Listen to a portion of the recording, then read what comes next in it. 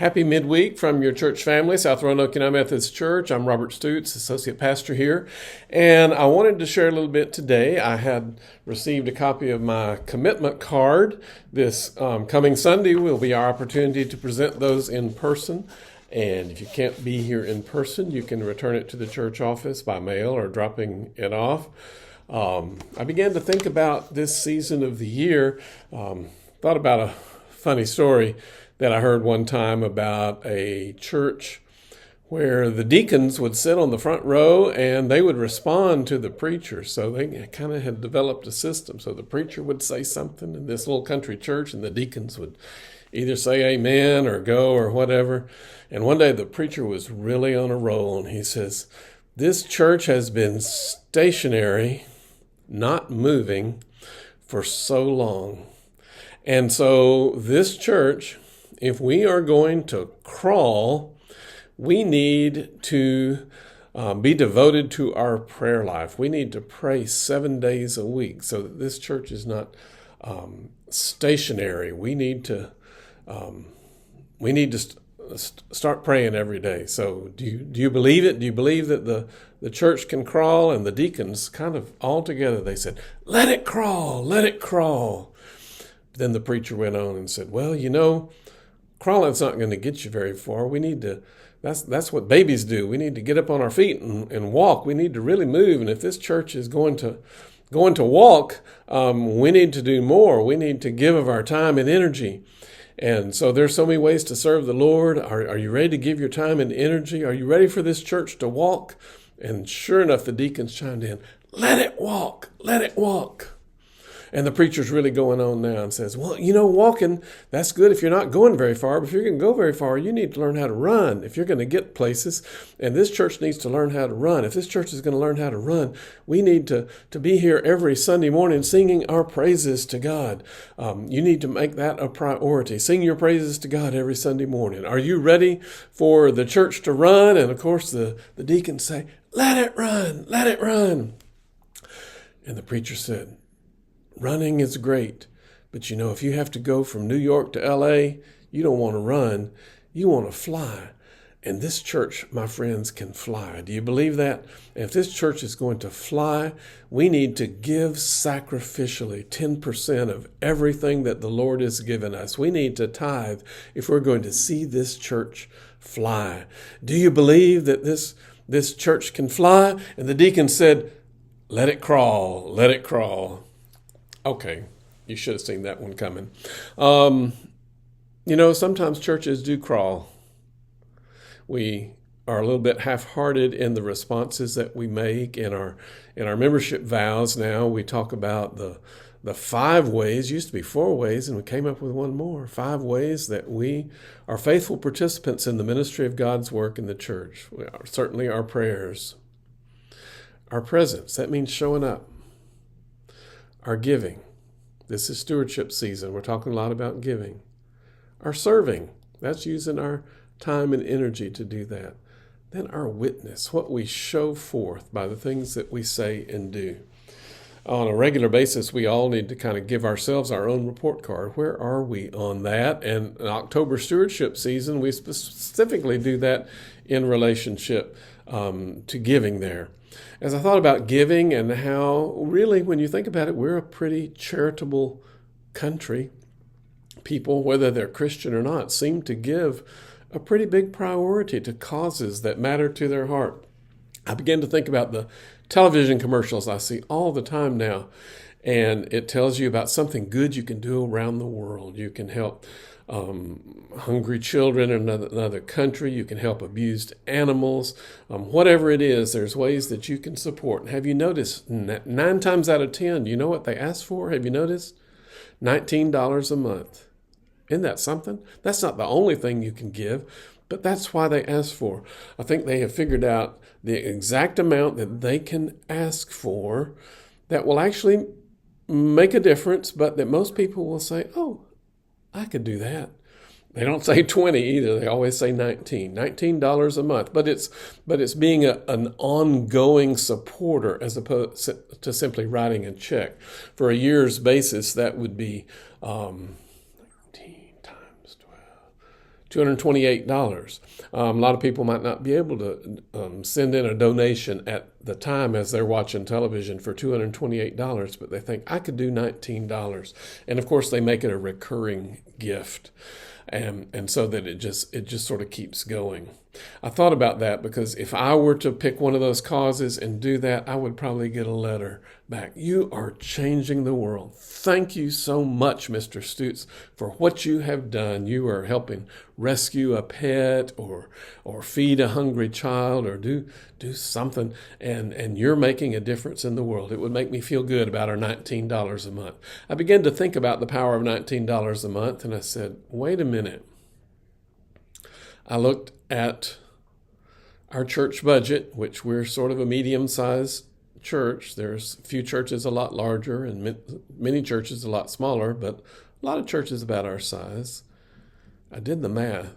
Do you know how many people it would take to support the ministry of our church as it is right now if we all gave $19 a month?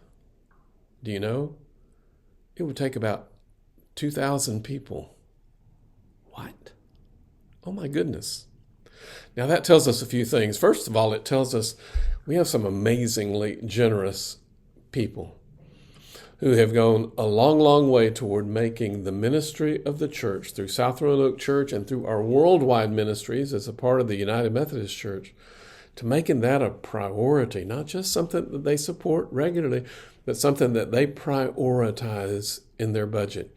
We probably don't say thank you enough, and you need to hear those words. Thank you to those of you who have done that. Many of us, I'll include myself in that, learned that at a young age, because in a distant time, way back when, that was part of the learning that we received from church and Sunday school teachers and parents and grandparents, the importance of prioritizing. Even if your life finances are a little bit stressed, you learn to keep God as a priority in your budget.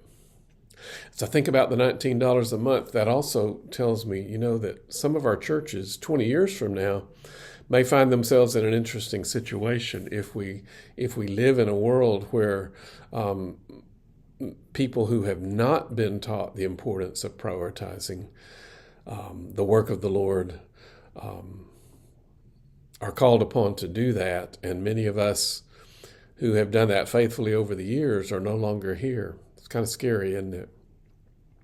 Now's a good time for all of us to remember the importance of making a tangible commitment. Now, why would I do that? Why don't I just give sporadically? Well, even the $19 a month television spots, they know that making a decision that becomes part of your lifestyle rather than a one-time thing is both powerful for the giver and for the receiver. And so this is a way to challenge us to make a decision. And the Bible even tells us to make up our mind what we're going to give and then respond. It doesn't matter whether it's a child. Do you remember children used to do this? Wouldn't that be great if children once again and teens filled out their little card and either once a week or once a month committed to a certain amount? And some of us do give more responsively when something strikes our heart. And that's good and wonderful. I do that in some areas of my life. But when it comes to my support of the work of the Lord, I make up my mind and I commit to it. One thing it always notes on here, sometimes our financial circumstances change. People lose their job or people get cutbacks. And because of the opportunity of thinking about percentage giving, I encourage you to realize it's natural to make a change. If you're giving 2%, 5%, 10% or more of your income to the Lord and your income is reduced, just continue your commitment at your new income level. You can do that. Now, if your income increases, let's don't forget that part of the math too. You can do that as well. So that's a great thing to do. So I hope you'll think about the fact that consistency, making a commitment, thinking in terms of a percentage of our income, doing that on a weekly or a monthly basis can indeed be a very, very valuable thing. It's certainly helpful to the church because we realize there are consistent givers. Some of you do that now by automatic giving, and that also is a wonderful thing because you don't have to stop and think about it. I'm kind of old-fashioned. I like to write out that check. Well, that's not really old-fashioned. They didn't have checks back in the day, did they? But it seems old-fashioned to me. Write out a check and put it in the plate. And I have found monthly works better for me than weekly, but weekly, monthly, whatever works for you. I encourage you to be consistent. Make up your mind. Share this with others in your household. Encourage your children and teens to do that as well. The joys will be wonderful, and you will be blessed, and the church will be blessed, and we'll be able to continue strong. We're so blessed that in this time in which churches, ministries are so fragile in some way, we have a good foundation of support, but we can't just guess and think that's going to last forever. We need to keep passing these things to the next generation, to the next, kind of like many of us happened to us when we were children, to be taught in this way so that we continue to live in this way. For some of you, this may be a first step. Your step that you take this coming year may not be as big as you want to. It may not even be as big as God's telling you ought to think about, but at least start with a step.